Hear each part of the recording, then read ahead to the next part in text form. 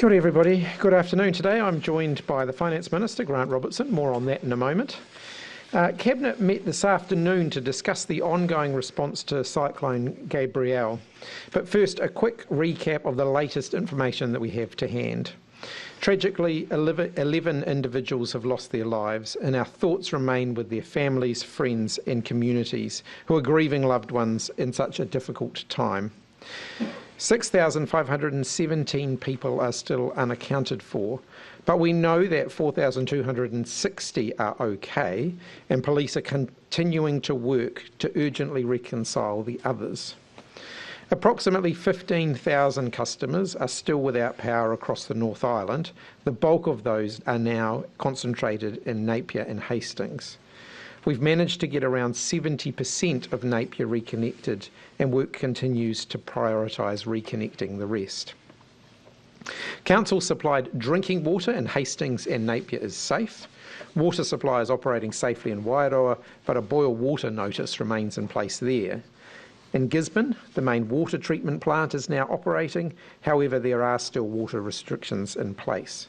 In Northland, there are no boil water notices in place and the water is safe. Where power supply to pumps remain an issue, the regional and local councils are supplying bottled water or installing large water tanks where those are required. Fibre connections have been restored to all of the affected areas and are running at pre-cyclone capacity where the mains power is on. Cell tower coverage is at around 95% across the affected areas. Some are on generator power and therefore capable of voice and text communication only. As power comes back on, those towers will be able to be supported by fibre to provide data connections. NEMA have deployed so far 60 Starlinks into the Hawke's Bay and the Tairāwhiti regions. 30 more are in transit to Gisborne today to help plug gaps. The Defence Force has more than 950 personnel involved in the response efforts, and they continue to support local civil defence and emergency management groups in Tairāwhiti and the Hawke's Bay with multiple activities. The HMNZS Canterbury departs Lyttelton this evening, and it's expected to arrive in Napier tomorrow with further supplies including Bailey bridges, generators, gas bottles and emergency packs. Last week we declared a national state of emergency for only the third time in our history. While some areas are further advanced in their emergency response and are starting to look towards recovery, others are still very much in the emergency response phase. Today, Cabinet agreed that the Minister for Emergency Management will extend the national state of emergency for a further 7 days. This allows us to continue coordinating the response at a national level, ensuring those areas receive the resources that they require. The declaration continues to apply to 7 regions: Northland, Auckland, Tairāwhiti, Bay of Plenty, Waikato, Hawke's Bay and Tararua. Extending the national state of emergency for all the areas presently covered allows us to transition those areas together into the recovery phase, meaning that they'll get all of the support on offer from a nationally supported recovery. Recovering from Cyclone Gabrielle will be one of the major areas of focus for the government in the coming weeks and months. We're committed to working in partnership with business and the community while we do this. Our overall approach to a recovery will be informed by lessons learned from past responses to events such as the Christchurch and Kaikoura earthquakes. We need strong and experienced coordination across all arms of government, working alongside local government, the business community, social service providers, iwi and community groups. We're committed to a strong local voice informing recovery priorities and decisions. At a local level, a lead minister will be appointed for each of the affected regions, and I'll finalise a list of lead ministers tonight, and I'll be tasking them with reporting back, working with their communities within a week on the local recovery approach that's best going to meet the needs of their regions. To ensure the government is guided closely by the advice and needs of those affected on the ground, we will be establishing a new cyclone recovery task force to ensure those local voices have direct input into decision making. The task force will be headed by Sir Brian Roche and will be structured similarly to that of Australia's Queensland task force that was established following their floods, including regional groups It's important that this recovery effort is led by the needs of those on the ground. Further information, including the membership and the terms of reference for the task force, will be available in the coming days.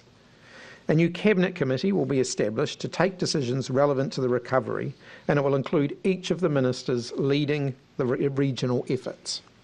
Grant Robertson will chair the Cabinet committee and will also take on the newly created role of Cyclone Recovery Minister. I also intend to appoint Barbara Edmonds to support him as an Associate Minister in that new portfolio. Grant's experience in managing New Zealand's finance through times of economic disruption place him in a strong position to take on this new role. While the full impacts of the cyclone continue to be assessed, it's clear that the damage is significant and on a scale not seen in New Zealand for at least a generation. The required investment to reconnect our communities and future-proof our nation's infrastructure is going to be significant, and it will require hard decisions and a whole-of-government approach. We won't shy away from those hard decisions, and we're working on a suite of measures to support New Zealanders by building back better, building back safer, and building back smarter. Today, Cabinet agreed an initial support package to re-establish critical transport infrastructure and support businesses while we assess the full extent of the impact of the cyclone.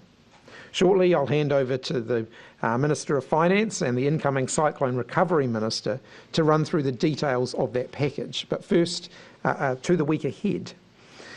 Tomorrow, the House will resume, and I will be giving the Prime Minister's statement, setting out the direction and priorities for the government this year. Tomorrow evening, I'll also be speaking with the NATO Secretary-General regarding our ongoing support for Ukraine. On Wednesday, I'll be in Wellington undertaking a range of meetings and attending the first question time of the year. I'll also have an introductory call with the Prime Minister of the Netherlands, Mark Rutte. On Thursday, Deputy Prime Minister Carmel Sepuloni will travel in my place to represent New Zealand at the Pacific Islands Forum in Fiji. I'll be remaining in New Zealand and looking to travel to cyclone-affected regions.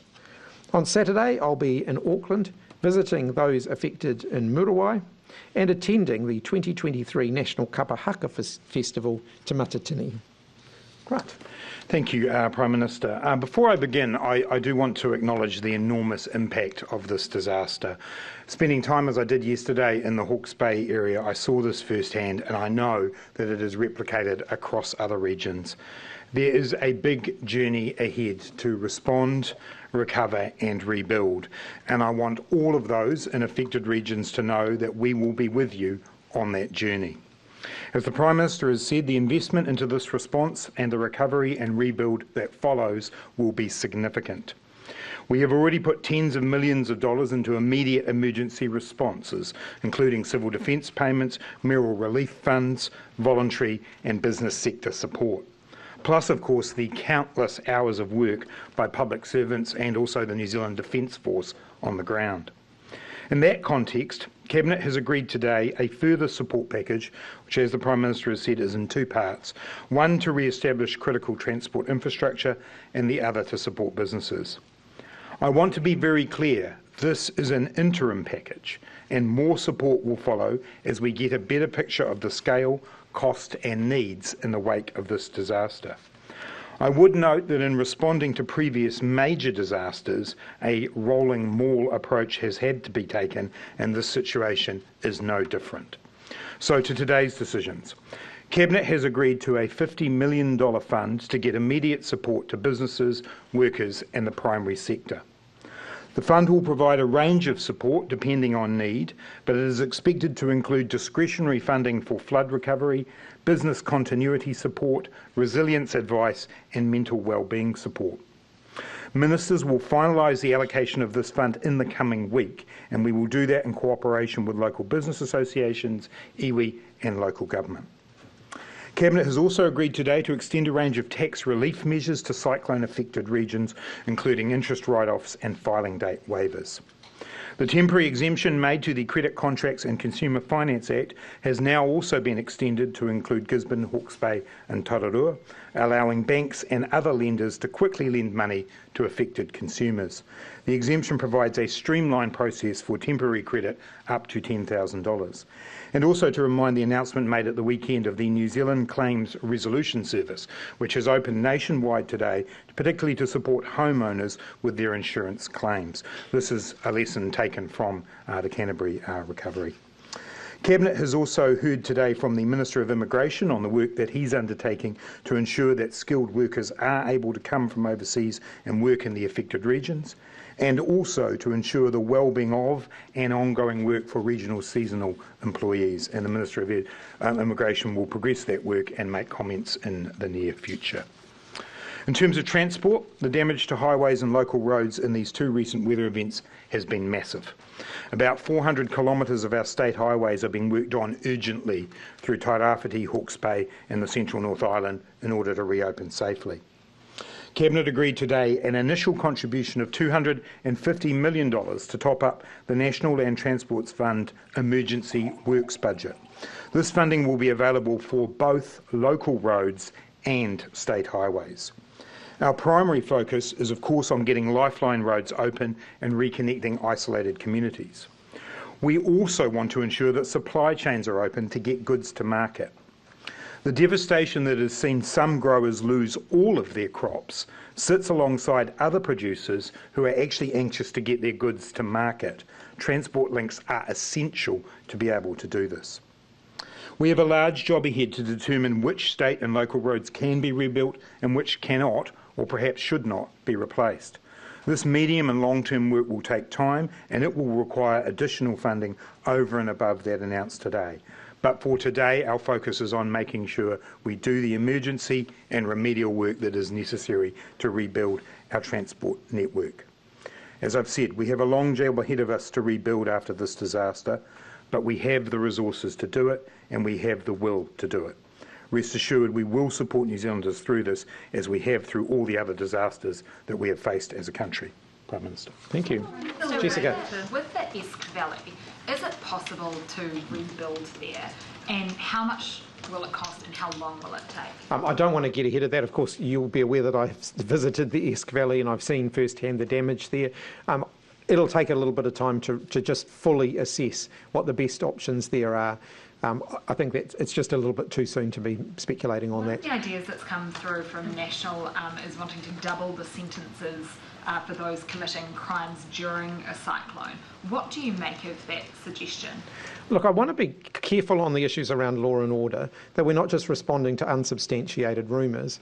So I've been getting a daily briefing from police on exactly what they're confronting on the ground. It is true that there is a heightened level of stress in the Hawke's Bay, where people have been without power and without phone lines and so on, but police aren't reporting an increase in crime over and above what they would normally be expecting to deal with on a day-to-day basis.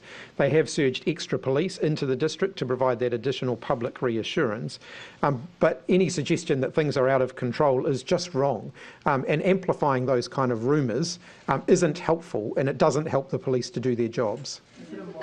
Transport, how long until we're able to reconnect those really critical roading links? So that's obviously the focus of Waka Kotahi right now, is those lifeline links to be able to particularly support those isolated communities. Yesterday when I was in the Hawke's Bay, I was travelling around, but one of the things I got to do was do a flyover, and we saw some of those areas, total wipeout of the bridges that's there. You can imagine that does take a little bit of time, but Waka Kotahi is prioritising based on lifelines, getting access for isolated communities. The funding we announced today is to give some assurance that over the next few months that we can prioritise that work and get those other networks reconnected. Is $250 million going to scratch the surface? Look, this is just for the emergency fund, so let's be really, really clear. This is the Waka Kotahi has a fund that deals with effectively emergency road maintenance and so on. As I said in my comments, this is only the beginning. There is a massive program of work required over the course of the next months and years. Have you seen any roads in particular that you've looked at and gone, absolutely not, we're not building it back there again? Again, similar to what the Prime Minister just said, that it's early days for some of those really big decisions. People will be aware of some of the roads in other parts, not just the Hawke's Bay, that have had previous issues and have been rebuilt and are now facing issues. We've got to work our way through all of those. I'm not going to comment on a specific one. We're going to work through all of those. Can you give us a bit of an outline about... particular details about, in practical terms, how that money's going to get to businesses? You'll have businesses and farmers out there now. Can you tell them when it's going to arrive, how they're going to access it? Yep, sure. So I was actually in the Hawke's Bay discussing that exact thing with those businesses yesterday. We will use the agencies that already interact with them. So, for example, the Ministry of Primary Industries, who already have, systems where they give support and grants from time to time to the primary sector.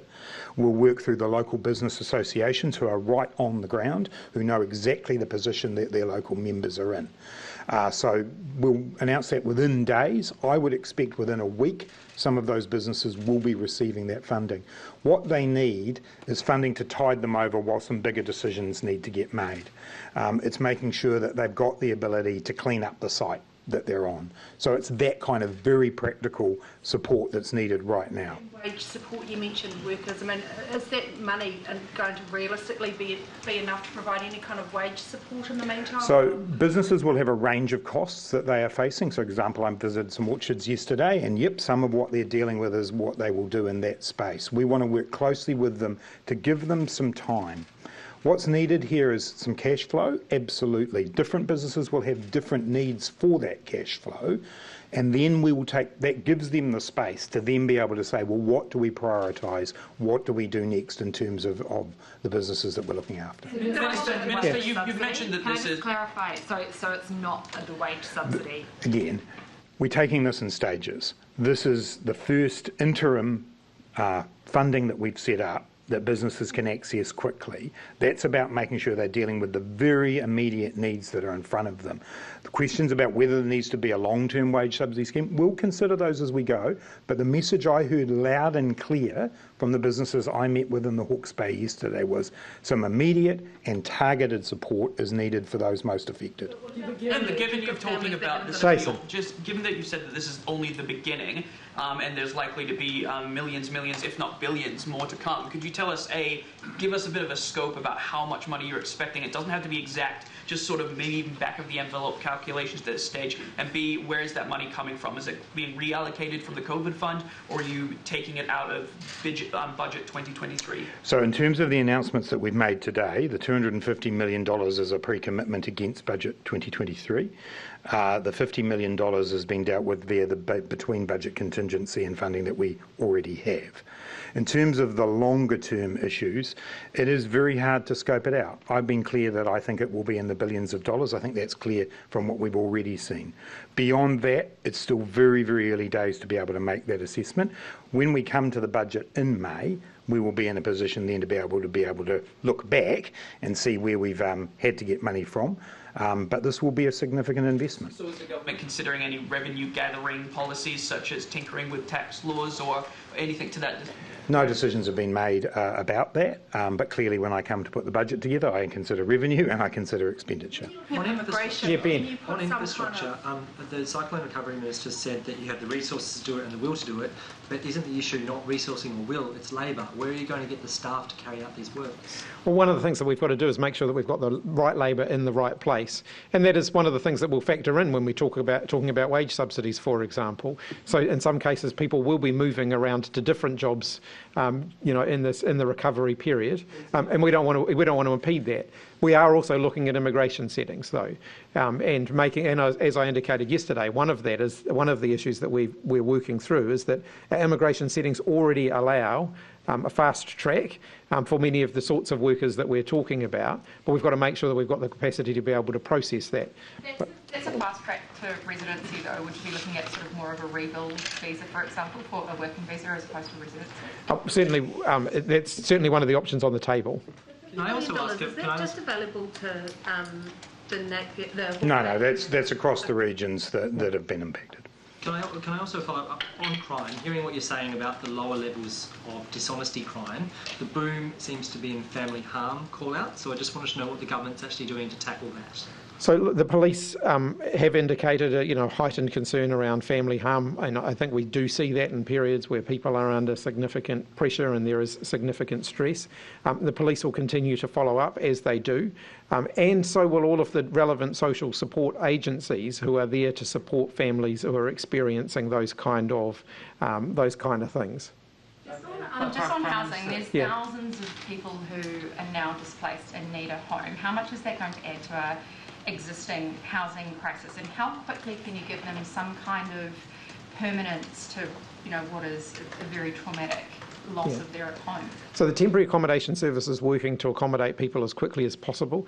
We know that in Auckland there's very significant pressure because a lot of the places we would go for temporary accommodation are also themselves under pressure with a number of events that are happening in the Auckland area at the moment. In other parts of the country, it's too soon to tell exactly how much pressure will come under there, because we know in that first period people often find alternative arrangements for themselves, so they might end up staying with family and so on, and they will flow into the temporary accommodation service as they outstay the goodwill that they might have with other people who they might be staying with. So we're gearing up for that, we are prepared for that, but we won't know the true extent of that for a little while longer. The temporary accommodation service is expecting thousands, and that they're going to need to build sort of temporary villages with portacoms accommodation. So for those people who have lost their homes and are looking at potentially 18 months, 2 years in some kind of temporary accommodation, what guarantee can you give them for how quickly they're able to get in some semblance of normality? Yeah, look, yesterday when I was in Hawke's Bay, I actually talked about this issue with the Hastings District Council, and they are sitting down now with Kainga, with the Ministry of Housing and Urban Development, TAS as well, to be able to work this through. There are a range of different options here. For example, you have Airbnb accommodation that's not going to be used immediately. We have to just work through and be quite flexible about this. We need to prioritise making sure that we can rebuild homes and houses that are in this area so that we can shorten some of those timeframes that you're talking about.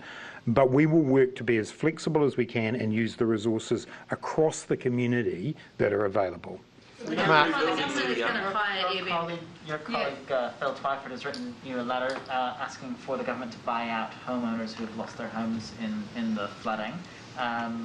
What's your response to that? I believe he addressed that letter to you. He did, yes.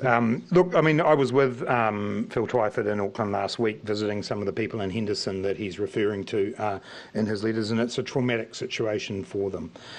Phil's doing his job as a local MP to advocate on their behalf, and will take seriously what he's written. I'm aware, obviously, of it because I was with him that day. When it comes to the broader issue, though, of how we look at managed retreat within the context of adaptation, there are a lot of different ways forward. Some of it does involve communities thinking again about where they're located, but also it involves better resilience. It involves making sure that those stop banks and those stormwater drains and everything are worked better than they did in the circumstances that happened here. So Phil's doing his job, advocating in that way. We have to make decisions about the whole country as we do that. We'll give the people over this side of the room a bit more of a turn. Luke. Yeah, just practically, just to go back to housing, if you had any advice, you've said it's a mixture of things, might be Airbnb, some kind of movable prefab type things. What are the different options there? And do you have any preliminary advice in the medium term over the next 6 to 12 months? How many sort of dwellings you might need to parachute into the affected areas? It's very early days yet, but you've had a chance to look at this in a bit more depth than I have. The problem, Luke, is that the number, the question you've asked is exactly the question we now have to work through is over the coming weeks and months. And I want to emphasise again, this is extremely stressful for the people involved. They're very anxious about where things are going to be in the medium term. We work firstly on the short term, making sure that people have got shelter, that they are able to stay if they are staying with family and friends, if they need to move out of that. That's got to be your first priority. Now we do the exercise of scoping out exactly the scale. That's exactly the work that I was talking about that is taking place between government and local government right now. We don't have that number right now, but what we do have is the work underway to find it. So just on the timeline, is you really stress the fact that today is just a really initial set of support. I mean, so what's the kind of timeline from now? Over the next week, believe you said the regional sort of lead ministers will check in. So what can we expect a week from now, 2 weeks from now? I think I used the phrase rolling maul, and for those who've been around a while, you'll know where that comes from. In every one of the big disasters that New Zealand's faced in my time in this building, we've taken the approach of getting the emergency response bit right, moving to the recovery phase, moving to the rebuild phase. It will be continuous. Because right now, today, we don't know what exactly that rebuild phase needs to look like. So you will hear announcements from us regularly, and as the Prime Minister's indicated, he's established a Cabinet committee so that we can make those decisions on a regular basis and get that out so that people can see the continual delivery of our response. Jane. Coming back to the law and order, and I take your comments about the police reporting, but we have mayors saying that they have people very anxious, very worried. They're worried about aggressive and intimidating behaviour. What is your message to people who are concerned, who might not feel that there is enough law enforcement there, and what would your intentions be if you did feel that it needed more resources? There's about 140 extra police have surged into the Hawke's Bay from other parts of the country to support that local on-the-ground effort. People are being arrested. So where people are committing criminal activity, they are being arrested and they'll face the consequences of that. But police aren't seeing, any evidence to suggest that there's a degree of lawlessness, as some of the rumour mill might be suggesting. In fact, they've got the situation under control. That's not to say that people aren't feeling anxious. Of course they're feeling anxious. In many cases, they've gone for nearly a week without power. They've been disconnected. They've been cut off. That, of course, is going to manifest itself in more stress in the community and more anxiety in the community. I don't think that people should play to that fear, though. Let's be objective about this. The police do have the situation under control. Jane, we'll let you finish. In terms of the immigration changes, you mentioned that there are already fast-track provisions there, but are you looking at something over and above what's in place now to open up that labour supply? I don't want to preempt decisions that have yet to be taken. I'm not taking any options off the table at this point, though. Actually looking about whether they do need to. Well, I'm not taking any options off the table at this point. So, Joe. There will be a lot of people who have taken friends and family in, and obviously that's been sort of the priority where it's been able to happen, but you couple that with the cost of living crisis, and some of those families will be starting to feel the extra power, the extra food costs, etc. Is that something that you'll look to deal with through some sort of a wage subsidy, or will there be a step that comes before that where you can help people out who are themselves helping other people out, I guess? So bear in mind that there's already support available through MSD for people who have been displaced, and that is exactly what that support is designed to do. It's designed to help people get through the first initial period where they might be staying with other people, where they might be looking for temporary accommodation and so on. So that financial support's available. So people who find themselves in that position should in the first instance talk to MSD and make sure they're accessing all of the financial support that's already available to them, because there is a significant amount of financial support already flowing out into the community. $28 million through the civil defence payment so far. I'll let you finish that. Who does that tackle? Does that tackle everyone who has been displaced, or is it relevant to, say, beneficiaries, people who, if you still have work, then it doesn't count? Like No. It's available. I mean, it's available beyond just the core normal customer base of MSD. How long is that set in place for? I beg your pardon? How long will that continue for? Well, it's available for people to apply to. I mean, it's not. It doesn't stop. It's ongoing. Yeah. Richard. Have you got sufficient legislative and regulatory tools to enable building back better and, in particular, managed retreats? As I said yesterday, I wouldn't rule out the need for some custom legislation once we've got a clearer picture of exactly what we're going to have to confront and what the pressing needs are going to be. We do have other tools available, though, that we didn't necessarily have in terms of legislation the last time we faced a significant natural disaster. We already have fast-track consenting legislation, for example, and we've been using that quite regularly already. The local civil defence or the civil defence legislative framework has changed, and so there are more tools available there.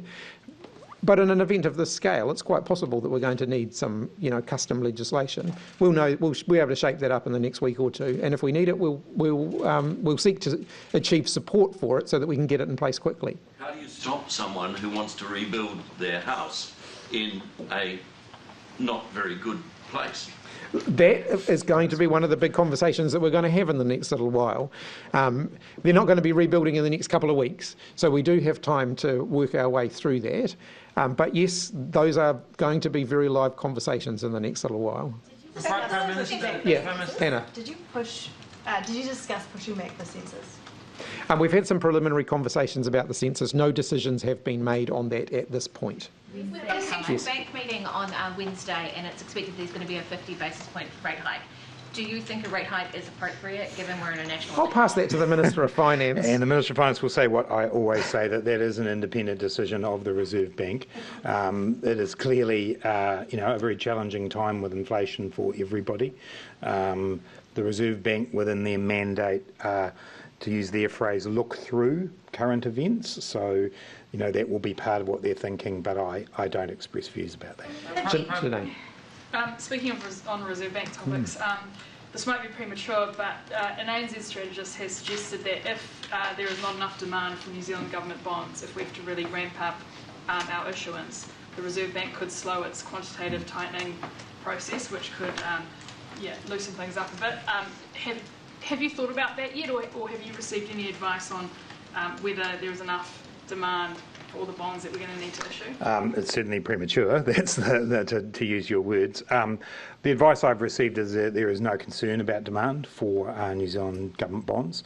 There's been some specific circumstances.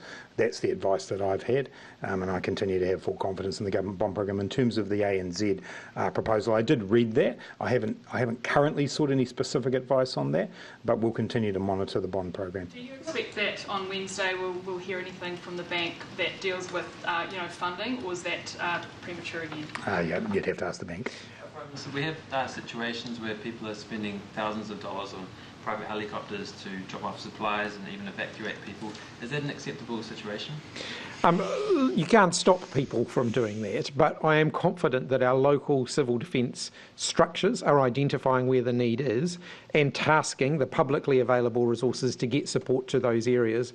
We've got military helicopters, for example, dropping off supplies and so on. So it's not required. I'm not going to stop people doing that, but it isn't required. Just on the crime situation too, some communities are setting up roadblocks, or at least talking about doing that. What do you think about that? And also, some of them are also calling for the army to be involved in that, to restore order, but also provide a sense of calm, I guess, for those. So the threshold for invoking military support for local police is a very high one. The police have not given us any indication that we're anywhere near that at the moment. There is no state of lawlessness. Let's be really clear about that. The police are reporting regular levels of offending as they deal with on a day-to-day basis. They've got extra police in the region to make sure that they are getting on top of any issues that emerge, because there's high tension there because of the situation that people have faced. But again, I think I'd encourage everybody to look at this objectively and focus on what the police are saying, because that's actually, they're dealing in facts, they're dealing in actual reported incidents of crime rather than just the rumour mill, and actually have faith in the police. They are doing a good job. They are doing what they need to do. Objectively, we're hearing first-hand accounts of people setting up community checkpoints and having firearms pulled on them by gang members. Well, if they're setting up community checkpoints, they should be doing that in conjunction with police. People don't have an ability just to set up a checkpoint willy-nilly. Everyone needs to operate within the bounds of the law. But are you essentially gaslighting those people who've said that they're first-hand accounts that they are experiencing a state of lawlessness, and they have people coming around videoing their streets so that people come back and take generators? They are saying that on the ground. So on the issue of people videoing, the feedback that we've had from the police is that where incidents of that have been reported, it more accurately falls into the rather sad category of disaster tourism. So people filming and taking photographs of damaged areas rather than necessarily people filming or taking photographs for the purposes of coming back and committing criminal activity.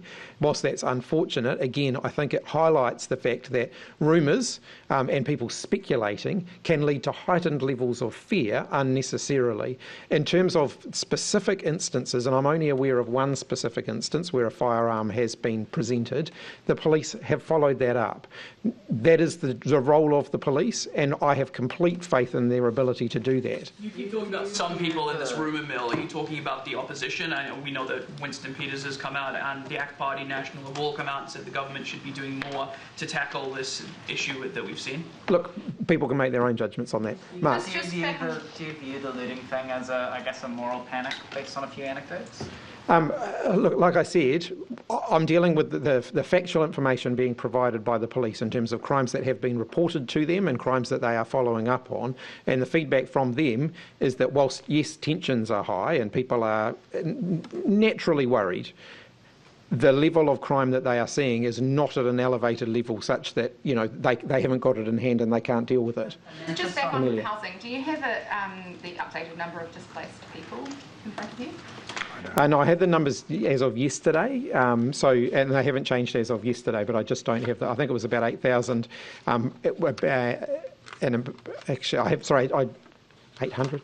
I'll have to go back and check. Sorry, don't quote me on those numbers because I just don't have them right in front of me. But I haven't had a new number since yesterday. And just back on the Airbnb point, so is the government actually going to consider paying the market rate nightly for Airbnbs to put people in? No, I'm just highlighting the fact that there is some potential short-term accommodation options that are available, and you yourself alluded to some of the other things that might happen with modular accommodation and so on. The work's going on now. I know you're looking for an answer right now as to exactly where people might be living in a week or a month or 6 months. We're going through the process right now at a local level, central local government community organisations, to identify the extent of that, and there will need to be a range of options to resolve that, because as you said in your own question, there aren't necessarily a lot of empty houses or homes sitting around right now. There's still lots of questions, so we'll go for a few more minutes. Joe? There's been a lot of reports of farmers in unaffected cyclone areas getting hay, silage, baleage sent to those affected areas for stock. Have you had any update from the Agriculture Minister whether that is actually meeting demand, or are we in a situation where stock are going to end up having to be culled because there simply isn't feed available? No, I haven't had an update on that, so we can get you one, but we just don't have. I don't have that to hand, Katie. I understand that you're meeting with the Climate Change Minister on later in the week to discuss climate change adaptation. Is it your hope to take something to Cabinet next week, some early policy decisions on climate change? Clearly, we're going to need to build climate change adaptation into our overall response. So next week, or within the next few weeks, I should say, Cabinet will sign off the terms of reference for the work that I have just set out in terms of how we're structuring our response. And the need for greater resilience and adaptation to climate change is going to be embedded within that. So I fully expect that the Minister for Climate Change will be involved in the process of helping us to shape that up. Triple CFA? On the triple CFA exemption, the fact the government is having to introduce this exemption, and it's done this before with COVID, is that an admission that the legislation wasn't fit for purpose from the start? No, I don't think so. I mean, what it is showing that we're flexibly responding to the situation that we've got. Clearly, there were some changes made around the triple CFA last year that were designed to make sure that, certainly from a regulatory point of view, we made that easier. This is a very specific situation and one where we recognise the importance of temporary overdrafts. It's one part of the triple CFA, but I don't think it speaks to the wider Act. What about people who have been affected by the floods in Nelson and the west coast of the past? There wasn't an exemption made then. So commercial lawyers are raising this concern with me, saying, well, so the government makes an exemption for this but not for that, and ultimately, But we deal with the circumstances that are in front of us, and we believe this is the right thing to do here. Okay, I'm going to wrap up shortly, but down the front. For the Cyclone Recovery Minister, going back to the workforce issue, the Canterbury earthquake recovery coincided with the global financial crisis. Had a horde of willing Irishmen willing to come here and rebuild the country. We're at the opposite situation now. So on top of immigration settings, we have to look at, you can give them a visa, but why will they come here? Yeah, and look, it is a different, you're generally right, it is a different labour market that this is occurring in, but that doesn't stop the fact that we still need to make sure we've got the right workforce here. So that's the work that the Minister of Immigration has underway, and he'll be reporting back to Cabinet on that. Right, one more quick sweep of questions. Ben. On cost of living, in Australia there's a huge debate at the moment about banking profits. In New Zealand we've seen more and more banks announce record profits. I think it was $822 million for ASB 6 years, the last 6 months of last year. Are bank profits too high here? I might pass that one to the Minister of Finance. Because we know Grant Robertson's financial views, we don't know the new Prime Minister. Look, I'll echo the comments of the last Prime Minister. I expect to see banks operating in a way that preserves their social licence. And I'm not going to make announcements on that today, though. Is that happening at the moment, do you think? I think what I would say is that most of the banks have stepped up with packages for people affected by the weather events, and that's continuing, and as the weather events have changed, those packages have been expanded. That's great. We think that is a really positive step forward. As the Prime Minister says, on the broader issue of social licence, that remains our expectation. Mark. Just on the, you've created this new cyclone recovery portfolio. Given we know that there are likely to be more events like this, potentially even more intense events in the future, is there a case for a more permanent sort of extreme event recovery portfolio agency, that sort of thing? The issue that we have is if you look at where specific ministerial portfolios have been created over the last decade and a half or so, all of those events have been quite different, and so they've all required quite different responses. This is different to the Canterbury earthquake, it's different to the Kaikoura earthquake, it's different to the COVID-19 response, and so we just have to adapt as to whatever the circumstances are in front of us. And I think you had a question. You can have the last question. Did you have a question over here? I did have a question. You talked about the number of people you had grave concerns for over the weekend. Yeah. That was at about 10. Do you have any kind of update on that number? No, sorry, I still don't have an update on that. All right, thanks everybody.